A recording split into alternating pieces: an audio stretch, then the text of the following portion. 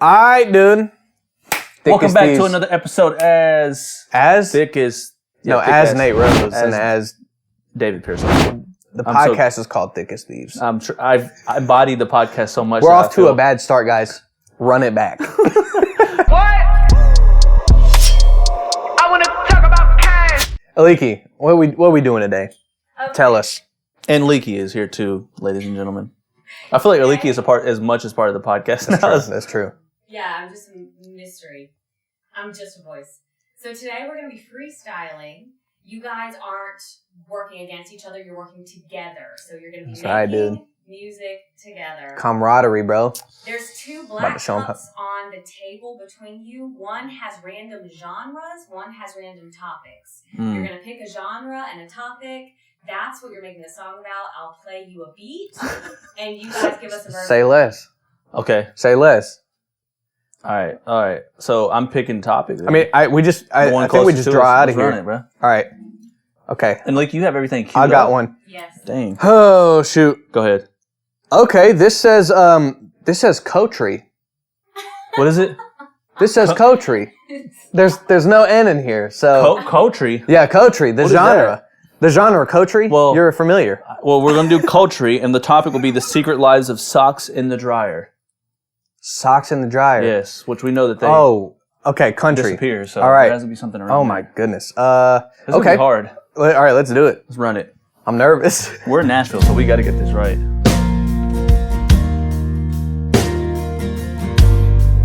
I took a trip. The beat tag. I took a trip. Once off a foot, once in a basket, and once in a book. Now I'm in the dryer. I'm overheating on 60. Overheating on 60. Yeah. We overheating on 60. Yeah. But I'm with my friends, still in the dryer. It's hot as shit, and but it feels like fire. And brother, I'm tired. I said, brother, I'm tired. I'm exhausted, and brother, I'm tired. Oh, I was a sock that fit on a size 3, and now I'm a 12. Somebody save me. Now I'm alone, stuck in the dryer. My owner just got home. Lord, am I fired? God, will you intervene? I'm a sock and I'm hot. If you're black and you're white, you're a sock without sauce. And sorry. It's the ballad of like I feel like Jelly Roll like possessed me, bro. I feel like he possessed me right there. Yeah, bro. you were just like, somebody save me. I'm a sock in a dryer. Dude, Josh Wolf and Jelly Roll right there possessed. Hey, shout out my guy Jelly Roll and Josh Wolf, bro. Man, Josh Wolf, he's killing it, dude. We know you need it. You need it right now. So yeah, we're just trying to shed a little light on Jelly Roll. Yeah, you know he needs some more visibility. You know what I'm saying? He's not doing that so great fun, on dude. his own. All right, let me draw the topic first this time. All right, so the topic is a dance party with a colony of fire ants. A dance party? All right, what's the genre? Trap. Hey, let's go. Oh, you got this one, bro. All right, I'm gonna let you lead off, and then you cue me in at any moment. Okay. Yeah. Huh. Yeah. Fuck. You know we out here mounted up. Mounted up. Mounted up. Mounted up. Yeah. Little bitch, I'm on fire. Yeah. Bitch, I'm on fire. Hop in the mount. Huh. I don't get tired. Bitch, I'm on fire.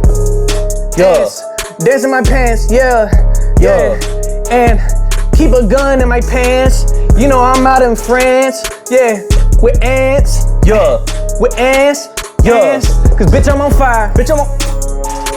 Yeah, I'm on fire. Yeah, I'm on heat. Step in this pile. Get on them feet. Yeah. Okay. I got 6 legs and I'm anting.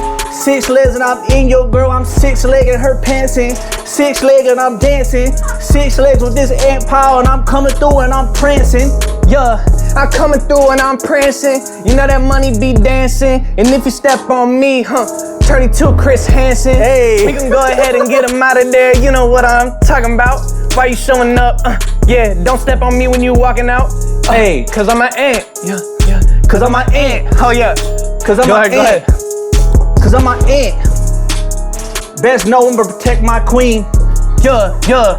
Best know I'm about to be. Best know I don't with no bees. Best know. Hold up. Yeah, you know I skate on a beat like a ripstick. Me and my partners, we about to pull up to a picnic.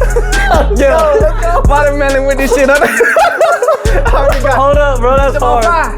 Fire. Bitch, I'm on fire. Fire and fire. Be on fire. Don't step on my pile.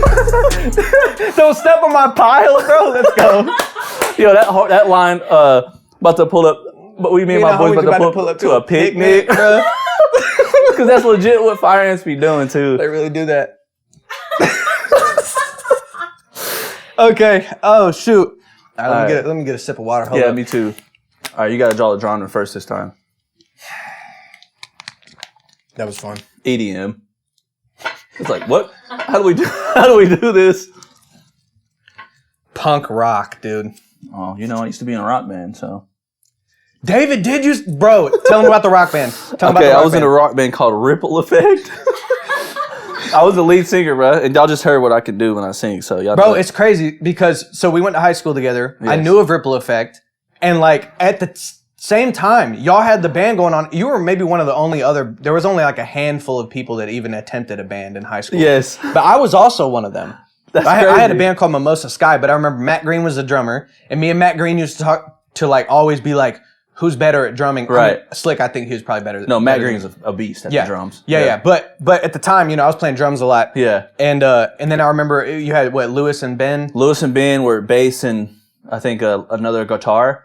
Two and twins. then we had Dan. Forgot his last name. Oh yeah, Dan, was it like Dan? I forgot his last name. Dan. It's not Hardy, right? Something like that. Okay. Dan Hardy sounds like a brand. But no, he was another guitar, but also kind of Ripple Effect due to Mimosa Sky, bro. So we were making. Oh, and Coleman Hemming came in later. It was funny, yeah. Dang, bro. All right, so we got way back. We got what is it? Punk rock. Punk rock with the topic being a haunted toothbrush. A haunted toothbrush. Wait. So haunted toothbrush. The toothbrush is haunted with the ghost of its previous user. First of all, that might be way too deep of a topic. What does it mean? Licky, what does a haunted toothbrush mean? Like, what is the? You guys are the artists. All right. Bro, maybe it's a toothbrush for a ghost, bro. You know what I'm saying? Let's do that. Let's do it, yeah. All right, let's go. You starting this one out? Sure. Oh, wow. Once upon a time, there was a tooth that decayed. I was a boy, I was a tooth on the shelf. A toothbrush on the shelf. Then I passed away. And now I'm brushing teeth that are all decayed. Yeah, we're all decayed. Toothbrush. We don't know what happened when our owner died. We're all decayed. Toothbrush. I fell off the shelf and now I'm a motherfucking toothbrush. Mine fell off, but I'm still brushing. You're all wrong and I'm still... Bro. Look, I said the best part about brushing my teeth is shucka, shucka, shucka, shucka, shucka, shucka, shucka. I said the best part about brushing my teeth is shucka, shucka, shucka, shucka. I'm a motherfucking toothbrush. Hold on. Why did it become a decayed toothbrush? That's what I guitar solo. Okay. All right. Okay. Right. I don't. The best part about that is when we harmonized that chorus. I didn't have it in me, bro. I had too much phlegm, bro. I was trying to push that out, and I was like, That's hard. I was like, a crack is coming, bro. I felt it. Hey, bro. I was like, I'm not built for that, bro. I don't make punk rock music. Negative. All right, let's get these off of here. Oh, it's hot. It is hot in here. I feel like I got hype. Oh shoot, dude. Okay, Dude, that was fun, dude. So I do feel like we have a little career in like trap, animal. Trap dude, yeah, we insect. should make a whole mixtape, like, just like telling that we need to really, you know, who doesn't have their story told enough? Who? Like different animal species. They don't. You know what I'm saying? Yeah. Like, why are they completely absent from all of music right now? You can't tell me that's a totally underrepresented class. It is, bro. You can't tell me that there's not like deep stories inside the animal kingdom that we haven't told yet. Like, just think about the Lion King alone. That was a crazy story that was told, but like, how many other there's definitely a group of right. And Lion King is arguably one of the best animated films of all time. Exactly, because we didn't know that really we didn't are really doing that. Yeah, you know what I'm saying? Like they're really cutting off cousins. Like Simba's dad, you know what I'm saying, got murked by some. Oh well, Scar kind of like, but Slick, he didn't help him, and then he just got trampled, bro. Right. And like that type of stuff just be happening. I want to go like where Vice. the songs I want to be the Vice of the animal kingdom. I want to go to the Stingray. Voice? What Vice? The Vice. The journalist. Oh. I want to go to the ocean and I want to interview O-Block, the Stingray, who got what's his name? Straight up, bro. Bro, Dolphin just he never got arrested for that, bro. Oh, the Stingray that murked Steve Irwin, bro. He never got arrested for that. You want to interview him, bro? Interview from him. I don't know if I could do it. I might. On site? I gotta let him know Steve Irwin got shooters out here, bro. Punch through that. I'm gonna smack his back like this. Like the whiplash, bro. I'm just picturing you smacking the Stingray and it goes. David, I'm trying to hold it together, bro. That smack hurt my hands. You know when kids... I'm about to shed a tear, bro. You know when kids get hit by like a... You know when kids when they hit their back and they get it and they go... Yeah, they can't... Wait, David. They can't even get a noise out. Right. They can't get a noise out until they... Right. That's how I'm doing that Stingray as soon as I see him. What are we talking about, bro? I don't know, bro. How we get David, get it together. If y'all We're supposed to be having a good podcast episode. If y'all want to hear what that are we fire talking ant about? fully fleshed out, me and you have to get the studio, record it, and send it out to the dude, only if this Patreon. if this podcast episode gets 10,000 views, we make it into a song and release it on Spotify. Okay. We do it. Yes. All right, bet. Okay, dude, so Pink Tape. Lil Uzi Vert dropped the album called Pink Tape. Everybody's been talking about it. You know, he's got a huge fan base. It's kind of crazy because I feel like Lil Uzi Vert's target demo is a little bit younger than us. Even though he's been around, like, Lil Uzi was coming up in my generation, or our generation as far as music. Like, you know, Money Got Faster. You know what I'm saying? That whole time was like, back in college, I think, for me. So he was coming up then? I didn't know that, actually. Yeah. He's been a popular artist for a long time. I did not know that. But I think that he's really adopted the new, like, rage genre. You know, so like Yeet is part of that as well. But Lil Uzi Vert has kind of like incorporated a lot of those kind of soundscapes into his music. I don't think it's my flavor, bro. I would love to hear your thoughts on Pink Tape, and then I'll give you mine. But I'll first listen. I don't know. What you thinking? So I agree. And maybe I'm getting old. I have respect for all, because he's popular, so there's something to be said about him having 40 million monthly listeners. Obviously the kids like him. Somebody likes him. Yeah. But I'm not, and maybe it's the hit songs, but I think maybe I'm getting old and I just don't vibe with it. I think it's weird. It's weird not in a good way though, because I think that, you know, there's some weird music out there, but it's, you know, it's just not, it feels like he's trying to be bigger, but it's not hitting. Yeah. A lot of these songs are very, I will say that a lot of the songs are grand. They seem like they want to go grand, and then there's something in there that just kind of, it's not consistent with the rest of the track. For instance, that Nicki Minaj song that came out with him, that they sampled that song, I'm blue, if I was green, I would die. He sampled that, and Nicki Minaj is on that. And I like that. I like the noise of that. I like the sample. I think he chooses good samples and stuff, but it's just like, there's moments in there where Nicki Minaj is rapping, then she just goes silent, and it doesn't seem intentional at all. It seems like almost like they just didn't finish the record. Yeah. And I don't know if that's a new art form, if I'm not really if I just don't really get it yet.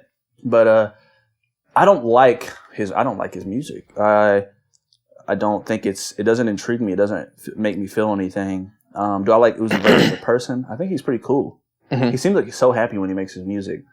He seems like a really high energy dude. Real quick though, he was Nardwuar put out Nardwuar the Human Serviette put out a little mini doc of him going to, because he ran away when he interviewed Lil Uzi Vert. I remember that. And that went viral. Yeah. And now everyone knows that they use that clip for different things like memes and stuff. When he went back and like Nardwuar made a bunch of gifts for Uzi Vert that are like people sent to him bobbleheads of him running away from the interview, different records, and like they sampled him. And Lil Uzi Vert actually sampled Nardwuar in a song, and then Nardwuar got that song put on vinyl and gave it to him. And they just kind of like, they were hugging it out, bro. He was like, literally, Uzi Vert's driving an SUV, and Nardwuar's like, hey, can I get an interview with you? He goes, dude, I'll make time for you anytime. He gets out of the car. That's so tells fire. Security guards to back up. They do a little interview. They actually hug each other, hug it out. And then Lil Uzi Vert goes, what would Kanye do? And then runs off again. Does it again. And like, it's like the big joke.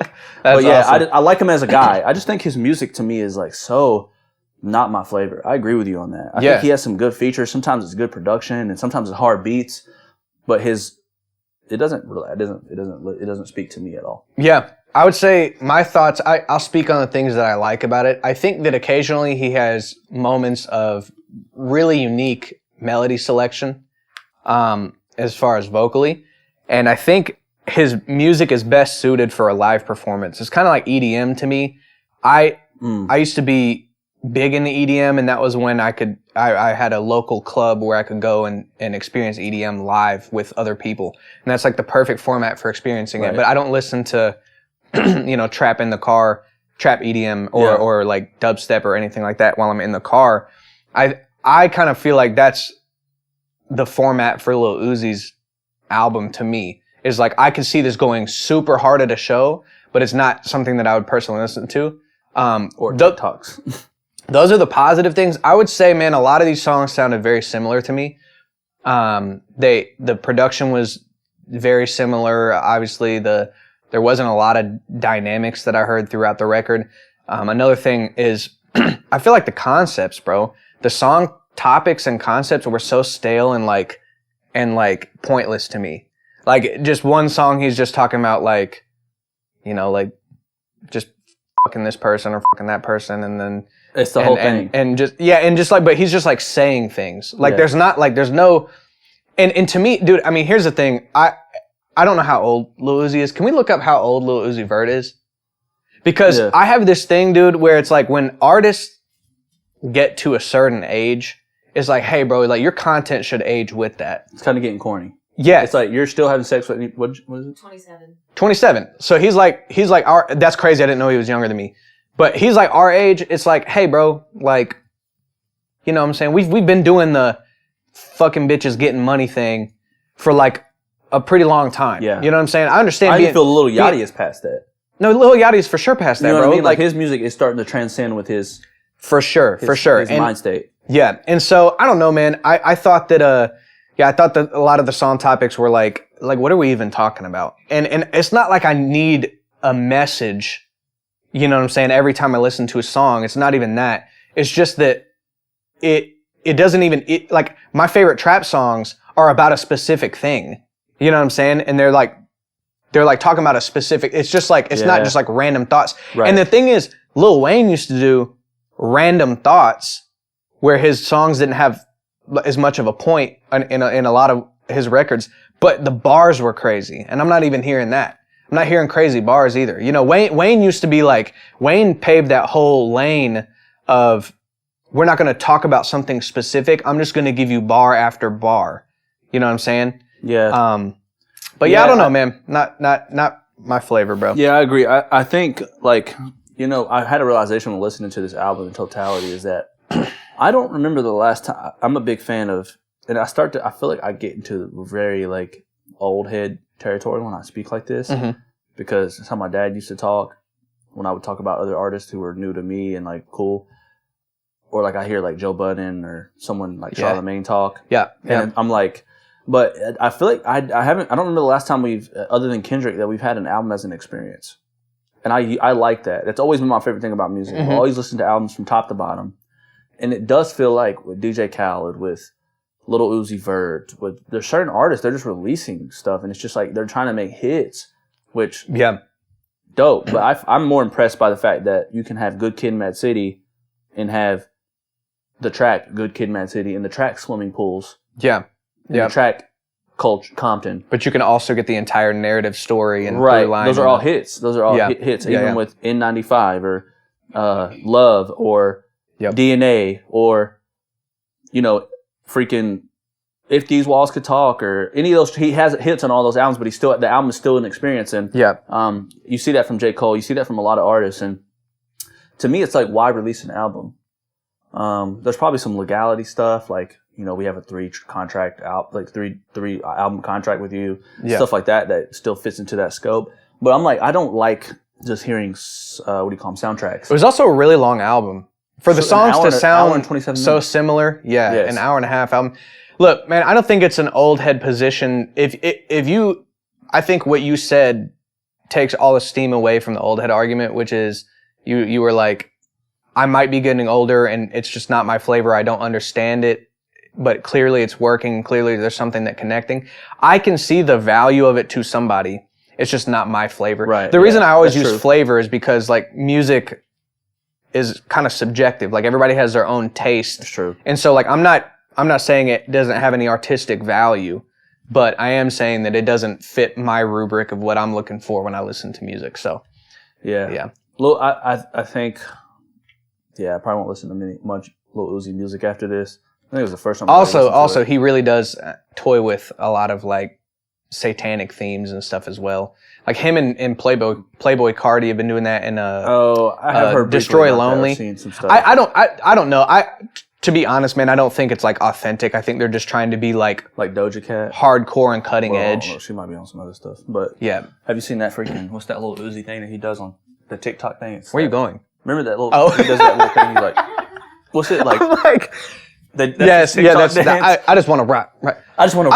I thought that was. I mean, that was a fun song, but whatever. Anyway, I don't know. I'm not being a hater. I hope you guys don't take it like, dude, the Uzi fans are gonna kill us in the comments. Sometimes you just don't like. What? Actually, matter of fact, though, it's okay if you don't like an album. Any Lil Uzi fans, let me know what value you get out of his music. You know what I'm saying? If we're missing something, let us know. Because respectfully. I get that because don't come at me wrong in the comment section. I would play a song for someone and they'd be like, this is stupid. Shoot. You could do that with who like Travis Scott. He has some songs where he's just going, like he's just saying stuff. He's not finishing words and I'm someone like my dad or someone might be like, that doesn't relate. But I see it as art. Yeah. So everyone can get their value out of something, and Lil Uzi is making art. It's just his own art. Yeah. So yep. Yeah. Facts, bro. Like and subscribe. It really helps us out. You know that. You see every other YouTuber or podcaster or whatever saying similar things. Just do it. Just hit the button. Like it's simple. And if you're on a commute and you want to listen to the audio, you can check us out on your audio listening platform, Spotify, Apple Music, etc. Just check it out. And listen, we're going to do our absolute best to reward you for that as we grow with just better and better content, because we're trying to maximize, value, entertainment, all these things out of our content. So we're gonna do the work on our side, man. Just click that button, bro. Tia and Andy, I know y'all be watching this. Leave some comments if y'all don't mind, because we appreciate y'all and we want to see y'all on there. We're gonna do a little. We're gonna like the comments. You can't call them out specifically. Call them out 'cause I know they're watching right now. Okay. David, do you know how bad the set of The Wizard of Oz was? I've only heard a little bit. I know some people are aware that, like The Wizard of Oz, there was some controversy around it. Bro, it goes way deeper than I thought. Okay, so the movie came out in 1938. Back then, they didn't have After Effects and Blender and special effects, right? All practical, you mean? Yeah, they had to use a ton of practical effects, but also the movie industry was pretty young at that time. Yeah. I think The Wizard of Oz was the first movie in color. Really? I think ever, right? I think that's correct. But bro, number one, they used the snow that they used when it trickled down was asbestos, bro. Now, granted, I can't really blame them for that, just because we didn't know that it was like a carcinogen until later. We were sticking that stuff in our houses. Yeah. But Number one, the snow was asbestos, bro. Number two, they used practical effects for making the witch disappear. So the Wicked Witch of the West, they had a moment where, where she disappears in the smoke. It's like a fire and flame or whatever. Yeah. Practically what they were doing to make her disappear, since they couldn't do it like in post, was they had a little trap door that was going to open once the fire started or whatever, and she would get down into it. Well, when they were rolling on it, the fire went and the trap door got stuck and took longer to open than it was supposed to. And it burned. She got severe burns on her face. It burned all the skin off her hands. And then that day, they didn't even send her home. Her friend they didn't send her to the hospital. I mean, her friend had to come pick her up. And then when they called about like when she could come back, she ended up coming back 6 weeks later. And she had to wear green gloves instead of green paint when she came back because the nerves on her hands were still exposed. Ugh. So, and also, bro, like if your hands are burnt that bad, sticking your hands in gloves is still extremely painful. The worst thing, like I'm just picturing like scabs and like stuff just like trying to peel off when you're, ugh. So I think after that, they had a stunt double, okay, that played her. And the stunt double also got severe burns from the broomstick. She was on the broomstick and like, there were smoke effects or whatever coming out of that. And apparently it like exploded. And she got severe burns and scarring on her as well. How do you, first of all, real quick, how do you freaking like get burnt on set and just like, and people not try to help? I imagine she was screaming. I was about to say something. You know what I'm saying? I imagine she was going, like if you had, if your skin came off your hands. Yeah. Jeez, dude. What was it? 19 what? Well, the movie came out in 1938, so probably like, I don't know, 36 or something like that. 30s, yeah. I don't know. But, okay. 1930s, everyone was bad. Dog, we're just getting started though. What? Not only that, the Tin Man, okay? So, again, practical effects. For the Tin Man's makeup, bro, they used like actual metal flakes for his makeup.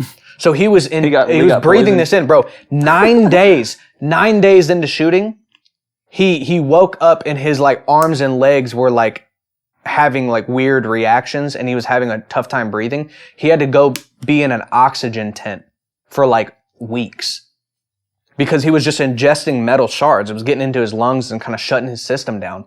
Bro. Right? And then eventually, I don't think he ever came back. The person they replaced him with got a severe eye infection from the new makeup they used for him on that. Right? What? But we're still not done, David. Okay? Judy Garland. The main actress. The main actress. Okay. She was 16 years old. There was a scene where she kept giggling on set. And the director slapped her, bro.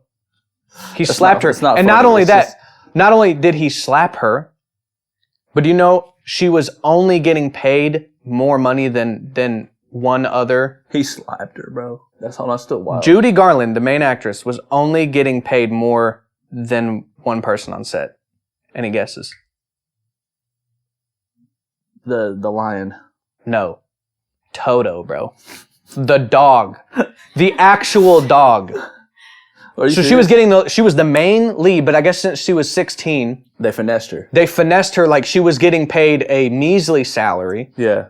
Right? And getting abused. Oh, not only that, but Judy Garland also, they had her to keep her skinny and whatever. They had her on an extremely restrictive diet. They were giving her pep pills and she was like drinking basically just straight coffee and soup. Eating soup. Like, they had her basically, and I think that she ended up becoming, like, addicted to drugs and things after that, and a lot of people accredit that to her treatment and experience, and, yeah. And, jeez, dude. Yeah, just insane stuff, bro. The Wizard of Oz was a nightmare set. Like, isn't that insane? Horrible, bro. I can't believe that they didn't have the same rules that we have in place now, like. Oh, dude, and the lion got murdered on set. No, it didn't. No. I'm going to say, what?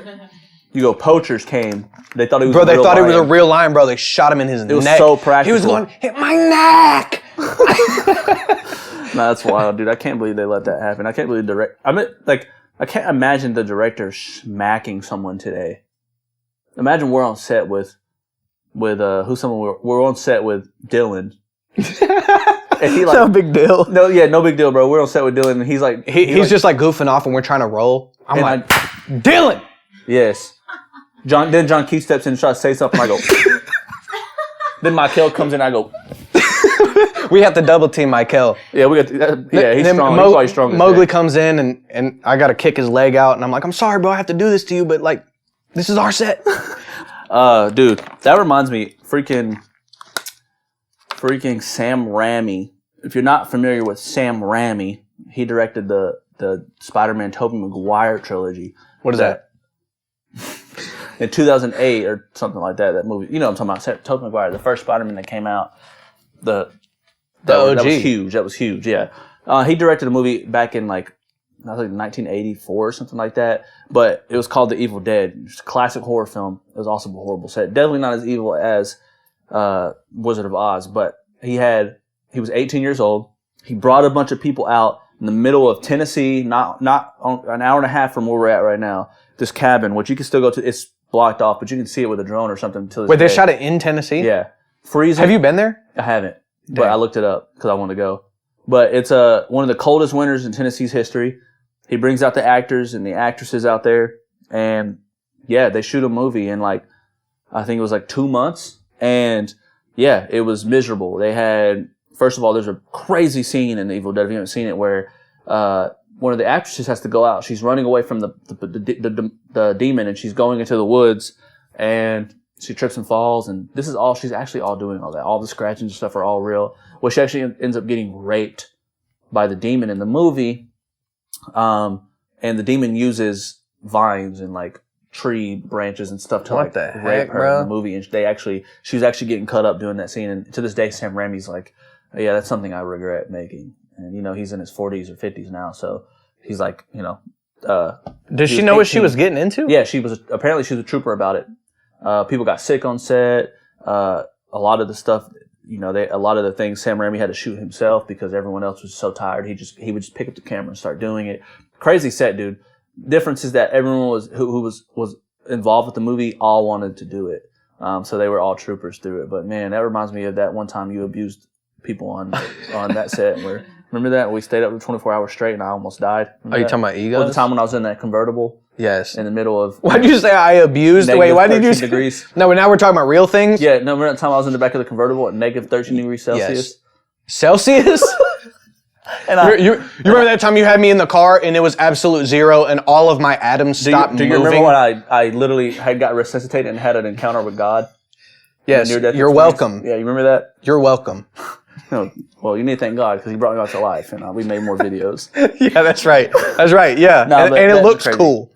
Actually, you know what I think about it, dude? This isn't a crazy set, but you know the thing's been happening with that freaking submarine. Rest in peace. That's very sad. It imploded, dude. Real quick, man. People's reaction to that was so wild to see. Because I know we just make memes out of everything, but I feel like nobody's making. I mean, okay, I won't say nobody. But there's not popular memes when, like, you know, somebody gets shot or, like, you know what I'm saying? Yeah. Or, like, Kobe. It's like, now there were for sure Kobe memes, but it's a tragedy. But then when it's like, it's something different when you're like, oh, there was a billionaire on there. Like, that's what you get for going down there. Now they're really a part of the Titanic. I'm like, bro, like, this is crazy that it was getting shared so much. It's not justifying it, but I think the memes are just people, like, and it's not it's definitely wrong, but I think people are more just like lax on it because they were so negligent in the design of it. Right? I think that's fair, but to me though, the sentiment that I saw from people from the memes and also the text was like, it was like, oh, they're billionaires, like, or you know what I'm saying? Oh, rich people like got into a pod and like we're all sad about them, and it's like, dang, bro, like... No, these are people's families. Yeah, it's also like, what money threshold do you cross where you just become a person worthy of just being like... Also, Kobe Bryant was probably over that line as well. He was taking a helicopter He was taking a helicopter to basketball practice. What, for his daughter? For his daughter. You know what I'm saying? Like, you can't take... No one said that to him. Yeah. You can't take a car, you're above taking a car. Look, the position is like, loss of life is a difficult, terrible thing. Across the board. Across the board, bro. It doesn't matter where you're at. But... Sorry, go ahead. I didn't mean to cut you off. No, you're good. But to say that, like, back to what I was talking about, James Cameron, one of the greatest living directors of all time and also one of the top grossing... Jeez, dude, I hate that freaking fish oil. But anyways, like he made a movie called The Abyss back in 1989 or something like that. I think that's the date. And he actually went the deepest part of the ocean, the bottom of the Marianas Trench, in the submarine called the Challenger, and I believe. And yeah, he went to the bottom of the Marianas Trench? Yes. I know he went very deep, but that's like the deepest. Yeah, 35. Did he touch the bottom? He touched the bottom. Like the lowest point? Of the Marianas, according to what I looked up, 35,756 feet below the surface of the sea. And he got down there. He hooked over 1,000 pounds on the ship to sink him, and then released it to go back up. And he did it all for a movie. And I believe the Navy went very close to that, but no, James Cameron had him beat. And James Cameron, the movie director, had the Navy beat. Has seen things that the Navy hasn't seen. Now he had some things attached to it. He has some scientific research that he added on top of it. He collected over 65 different organisms that were new. That's fire. He did that. They were mostly organisms, not like giant squids or megalodons or krakens or anything like that. No Lovecraftian horrific monsters. But he got organisms. But yeah, he said a lot of equipment failed. At first, when they were making a documentary over it, and they built these 300-pound cameras. They were 360 cameras, but they got that down to 6 pounds, small little 3D cameras. Is there footage of this? There's a documentary on it. It's called the Deep Sea Challenge 3D. It's a 3D video. And there's a documentary about the making of the film and James Cameron going down to the bottom of the ocean. Right. And you can watch it. It's 3D. Dude, real quick, man. James Cameron, being a director, stupid. He brought back organisms like in different. He's different. So he just crossed the threshold into being like a scientist that he does that every time though. He does that. He pretty much like onset the invention of 3D. Like he was like, okay, I'm gonna take Avatar. When Avatar came out, was like so groundbreaking. The best 3D movie you'd ever seen. Yeah. Before then, and then with Avatar: Way of the Water, he was like, like I could just like, cheat around it, but he's like, no, I'm just going to invent some new underwater camera technology because he wants to do that. Is he really like? He's really that smart. He's a smart dude. That's crazy, bro. And I feel like people don't give him enough credit because he really does. I watched his masterclass. I finished it, and he talked a lot about story, but he had one section called research, and I can see it now when I'm listening or I'm hearing these stories about James Cameron. I can see that he said that a good story never comes to life without proper research. And he was talking about it in terms of like, if he's making a story about the Titanic or a story about a person that existed or people that existed, he does he goes through the proper channels and does research on those people so those people are fully developed when he starts to write. Yeah. Even if it is fictional. And then the actor does the same process. They take that and try to bring all the mannerisms and everything out of it. Yeah. And I'm assuming, I think even if you take that for characters and he's like, I'm doing research across the board. I'm going to figure out, he made the Titanic. He made Avatar. He's doing literal research on different things that will make the movie the best across the board. That to me, I think that's like just peak level. It's like peak level, bro. Christopher Nolan did on the new Oppenheimer, which we haven't seen because it's not out, but they apparently actually made a bomb that would look like a nuke. Like they didn't do the nuclear bomb but they got one that looks like the mushroom cloud. Yeah, I did not know that. Yeah, they engineered a real bomb for it that it's not a nuke, but it's made to look like a nuke. But they set a real bomb off to get like the real captured effect instead of doing. You know what? Christopher Nolan is another guy who does that. Remember when Interstellar? They released a whole book on the science of Interstellar. Yeah. He worked with the scientists to go. He worked with the scientists to kind of get the most accurate depiction of what a wormhole, a black hole would look like. Dude, let me bring up a quick point about. I was listening to this even internally, but yeah, go ahead. No, I was listening to a podcast with a psychologist. I can't remember his name, but he said that he was talking about how there are some ways in which story, or movies or art or whatever is way better at explaining psychology than any kind of like written or oral like communication. And he was like, of course there are ways to explain certain things with psychology and like phenomenon and stuff like that. But he goes, but if you want to experience what it's like to have compassion for a single mother, or like, you know, you want to know what it's like to feel what it's like to have a toxic relationship or a great relationship or whatever, like a film or art can communicate all the intricacies of humanity in that way better than just like me telling you. Like, you know, I could tell you what a toxic relationship looks like, but if you see it and you see the emotion in the actors' faces and you can like connect with that, you're like, wow, this is crazy. Yeah. So anyway, to that point with they're getting all of that context in a scientific way, right? They're trying to make it as accurate as possible so that what they're depicting on film can bring something that like really connects with people. I don't know, like in a crazy way. Like, yeah. I don't know if that makes sense. No, I know what you mean. Like it's there. I mean, it's a movie is supposed to be a peek into something. Oh, it's almost like an event that happened. That's what a movie is supposed to do. And if you're making a scientific film, or you're making a film about going to the bottom of the ocean, you know what I mean? Or if you're making a film about space. Right. That's true. Crazy, and when I'm watching and you know, I watched a movie last night that I felt this way about. You talked about, it's a movie where, real quick, I really enjoyed this movie. I guess it's kind of like a little media review, but it's called Past Lives. Well, I don't want you to spoil it for me. Well, I'm just gonna give you a synopsis. Okay. And because it's not, the trailer will tell you the synopsis, but yeah, the movie is about this Korean girl who, her and her best friend, a guy who's also Korean, grew up together until about the age of 13, and then they immigrate.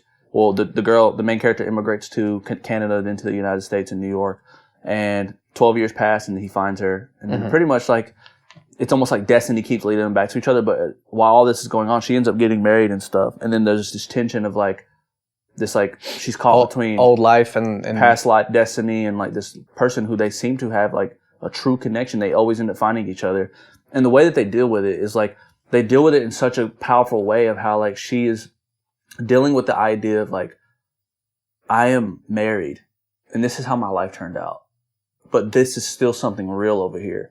And what that actually looks like realistically, not crazy, like I'm going to go run away and go do this. It's not whimsical at all. It's very realistic and at home. And it was like, I was like, man, whoever wrote this and captured this on page and then captured it on the screen, which I think the director's name was Celine something. I was like, man, this is powerful, and very much like, you know, Interstellar in terms of just capturing something that's so real. I find that so film. That's true. Film does do that. I never thought about it like that. It does really give you a peek into something realistically, not just an article or thesis on it. Yeah. I mean, yeah. And I don't know, the part about that psychologist is that I think is so interesting is that this is a master in his field saying that there's some things that art can just do better than science as far as communicating a scientific phenomena. Like, that's crazy. That's wild. You think music fits in there too? 100%. I mean, music actually is extremely deep, and I don't really understand why it necessarily connects with certain people, because it's not always like, if you strip away the lyrics, bro, there's symphonies that just move you. You know what I'm saying? It's different. That's not even that's sound. Yeah, but that's not even like a language that we speak. Like, it's like it's sound. Exactly. It's curated sound, but there are certain, you know, certain things that sound better. Yeah, and they're like the soundtrack to parts of your life, and things stick with you, and certain songs help you, like, they allow you to release emotion. You know what I'm saying? If you're sad, you listen to a sad song, it allows you to like feel heard, allows you to get that sadness out in a way. When I was young and angry, dude, metal music, bro, like, such a release, dog. I would listen to a metal song and I'd just be like, you know what I'm saying, getting it, like, just how heavy it was, and it almost like lifted the feelings off of me. Yeah, it's crazy. It lightens them a little bit more, amplifies them. Yeah, because it's like, this is really live in that moment. Yeah, like, I mean, I don't know, dude. I don't know what modern science would say about that, because I don't think nobody has the code cracked as far as how music or whatever, like, affects you in that way. But it is really weird that at the end of the day, bro, it's just a compilation of sounds that sound a particular way, but they can move you like so immensely. You know what I'm saying? There's songs that'll make you cry. Like, there's songs that, you know what I'm saying, that just every time you hear them, you know, it makes you happy. It's a soundtrack to parts of your life. Yeah. The Perfect Beach song makes you have just like, it would make your beach day like that much better, or like, you know what I'm saying? That's true, dude. It's really weird, man. It's like Give you confidence. art sometimes. is I don't know, man. Art's pretty powerful. Art is synonymous. It's as mysterious as consciousness, which is, well, I think it can be mysterious if you have no answer for it. But we don't know what consciousness is. I think art fits in that world somewhere. We're just like, I think I agree with that, because I think because we can't explain why certain sound waves, when combined with each other musically, can affect us on such a deep level. I think it's not like certain vibrations in the music are, affecting our physical system. Yeah. So it seems like music is more or less like part of the language of consciousness in that way. Right, it is. Because it's hitting a part of our brain that we can't even articulate on. It just emotions and we got super deep, but that was really like. I mean, it's wild, man. I don't know. Like, I've love. Huh? I think emotions fit in there somewhere. Like, obviously there's some brain correlation there somewhere, but like the feeling of immense love and like anger. Yeah, there's a big nobody knows, like popular science, nobody knows what consciousness is. There's a lot of theories on it, but none of the theories can explain the subjective sense of self. So like, somebody like Sam Harris would say that, we're actually the mind and the body are one and the same, and that, all of our thoughts and stuff are generated by synapses firing. And that's all maybe explainable for thoughts or whatever, but then there's a subjective sense of self. We don't act in the world as if we are random. just random and completely in a deterministic memory, world.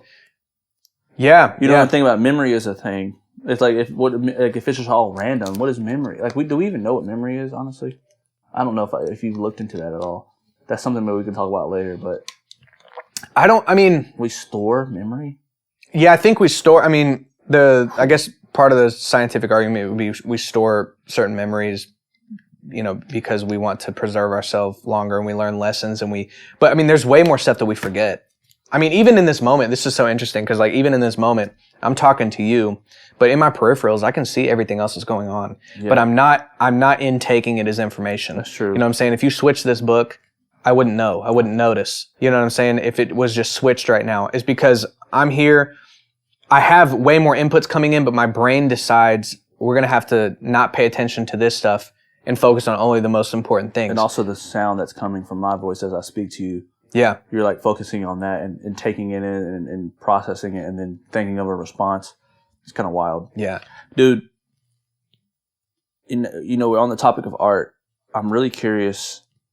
And we've talked about this in depth a lot, but we're really at a point, I think, in life. We've always been at that point, but I think we're at even another level where we're trying to figure out what me and you can do, what we can do separately.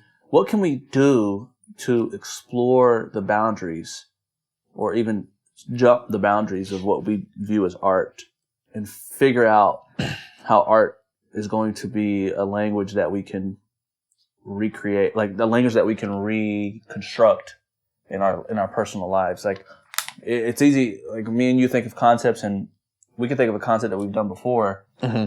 By myself, for example, your music video, we could make another concept like that right now and it'd probably be pretty cool. But what we can't do is we haven't figured out quite where we're going to be taking it next.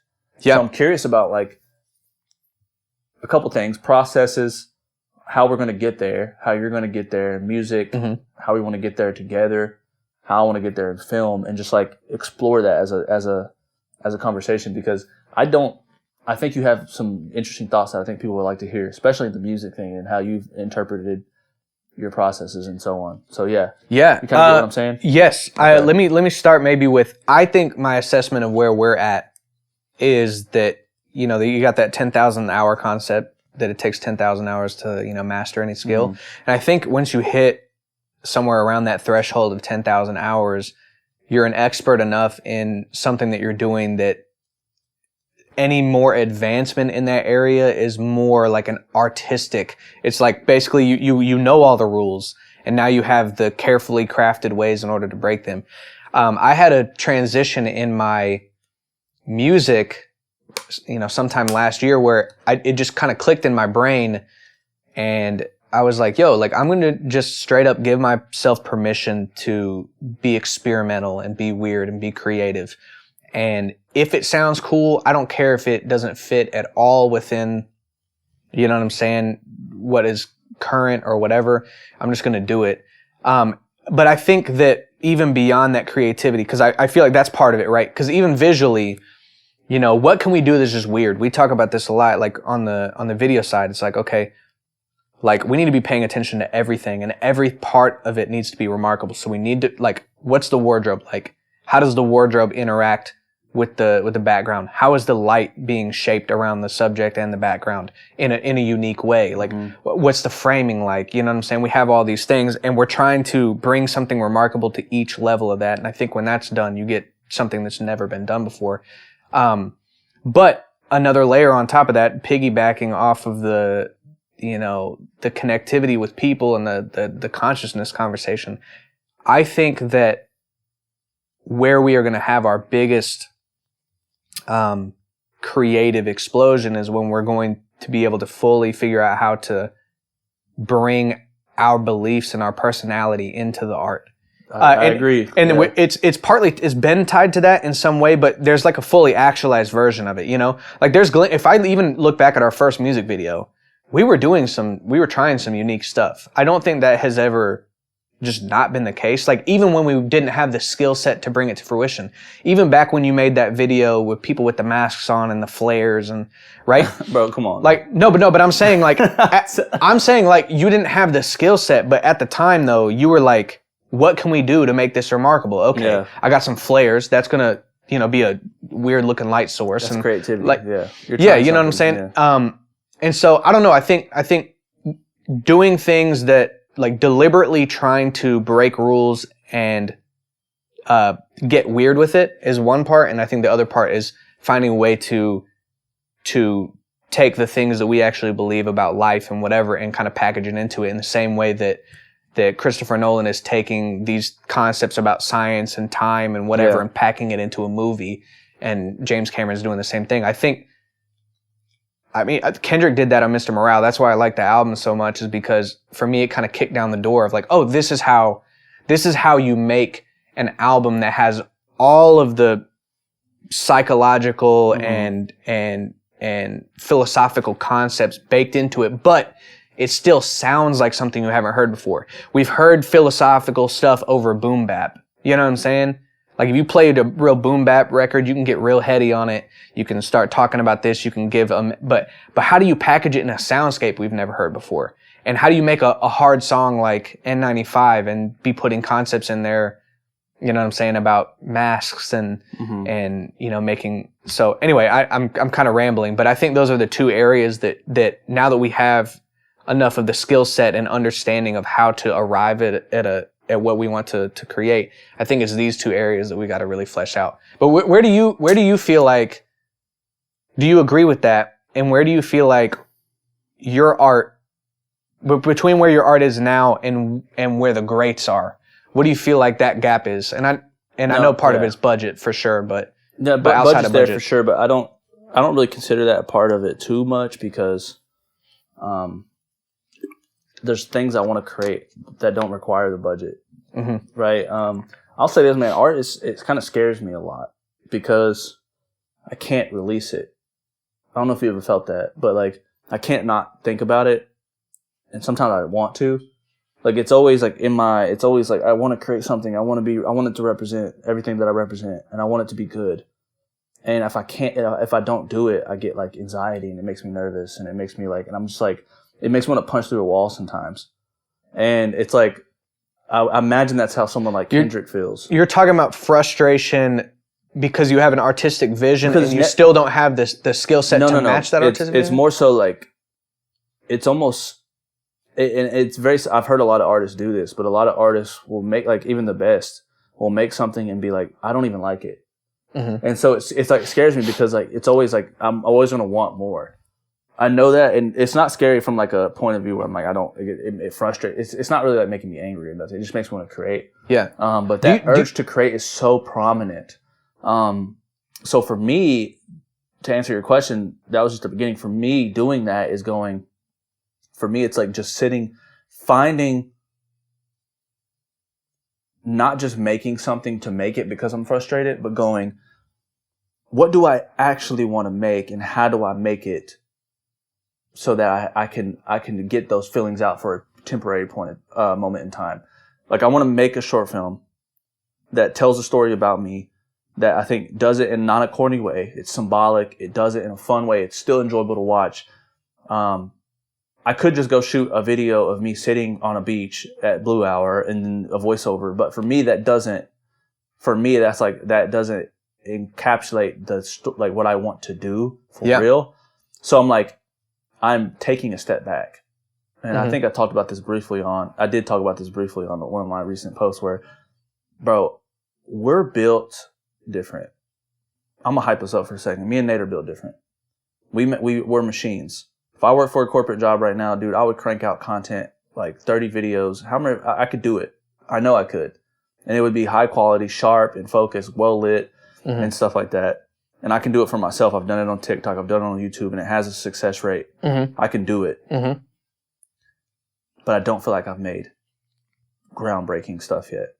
Yeah. So like, are there any projects that you feel like you have done that you're still really authentically proud of? I'm happy with projects. I'm happy with By Myself. I'm happy with a couple of those little shorts that I made for the Jacob Owens contest.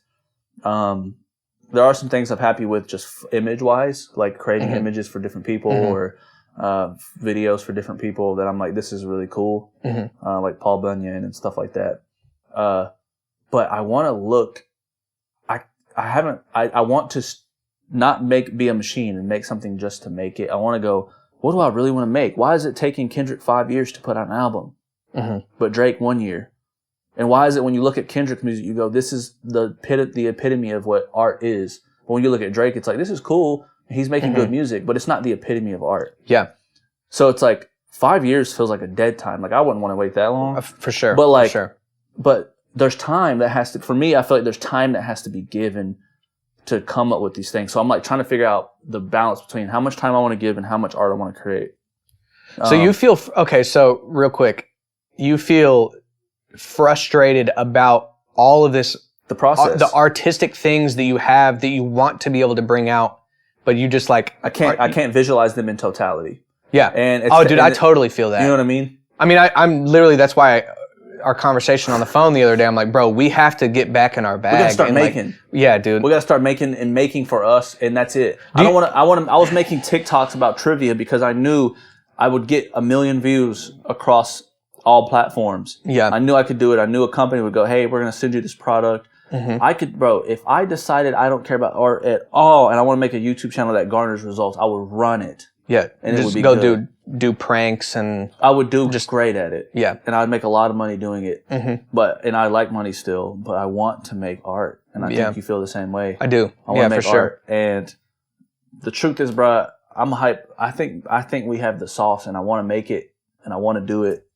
And I think it's just, for me, it's the process. It's like I don't smoke weed. I don't really drink unless I'm with friends. I meditate sometimes, but that hasn't worked yet. So I'm like trying to figure out, what is it? Is it life? A lot of artists make that case. For sure. A lot of artists, I've heard artists say before, it's like, nothing's hitting me creatively right now. I need to go just live life. And when I have more stories to tell or more things to bring to it, I think that can definitely be true.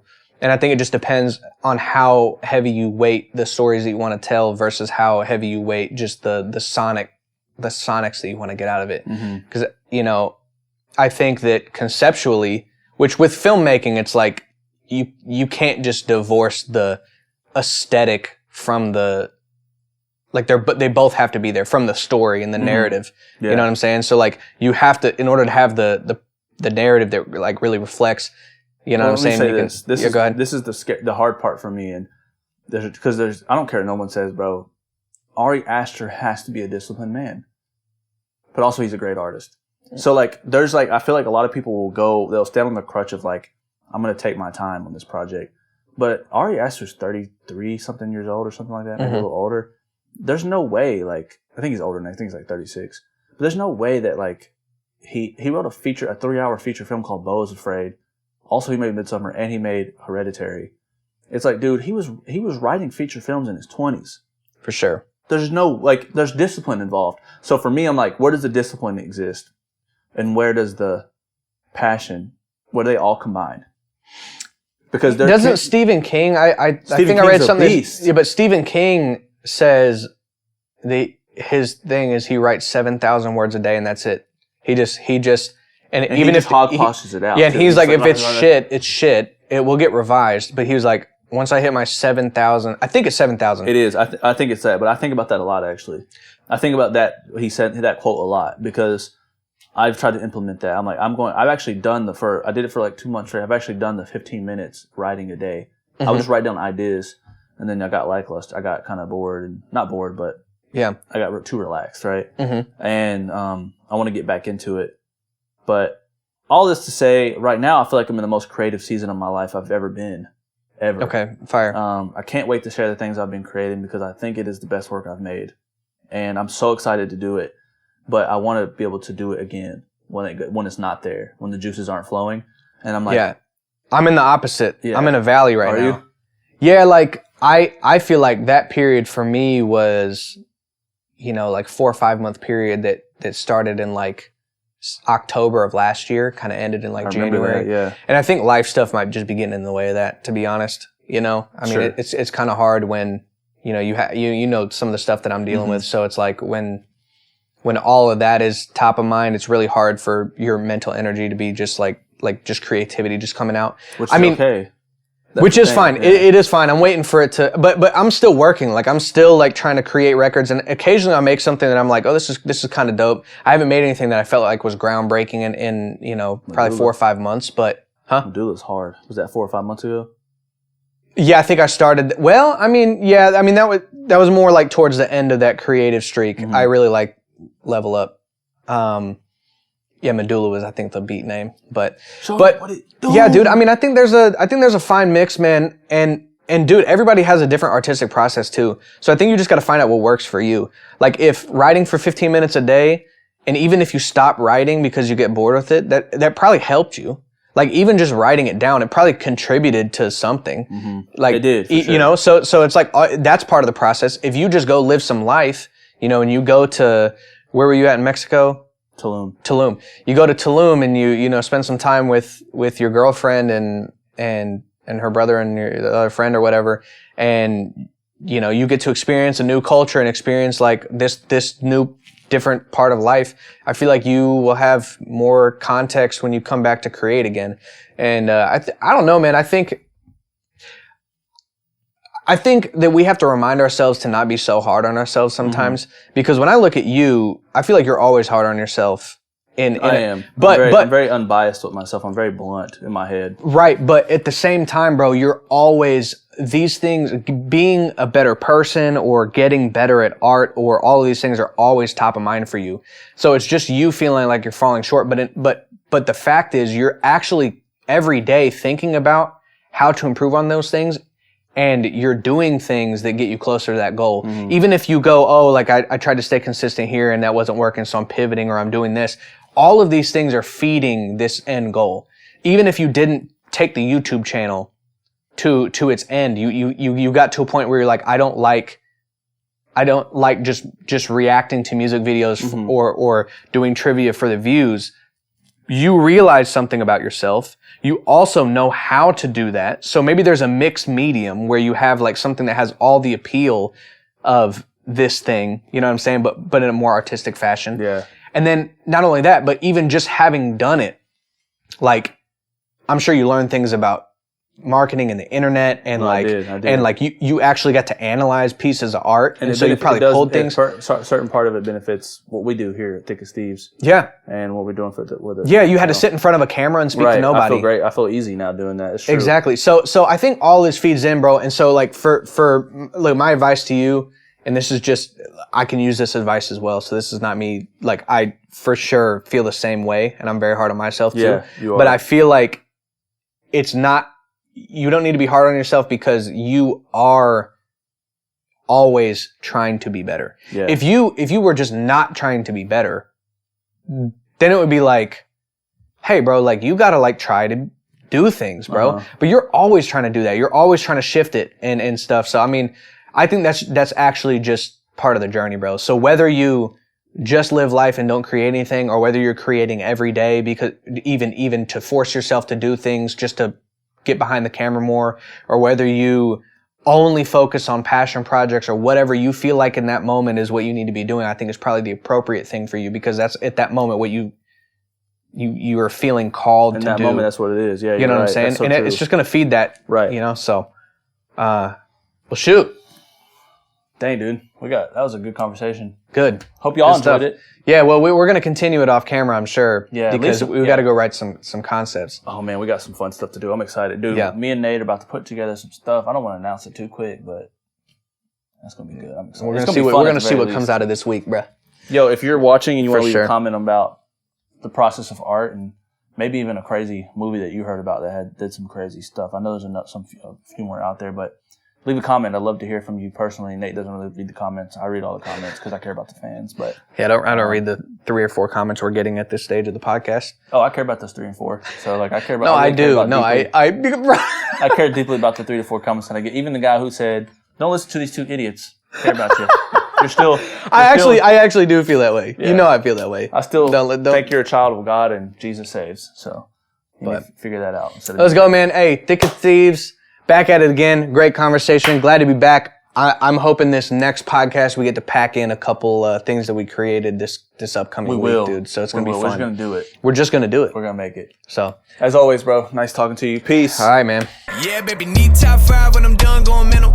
Yeah, I'm locked in. You can peep my condition. Man, the lab all winter. All summer. Yeah, I went dumb. Now I'm about to go dumb and throwing way more numbers on the board on mama.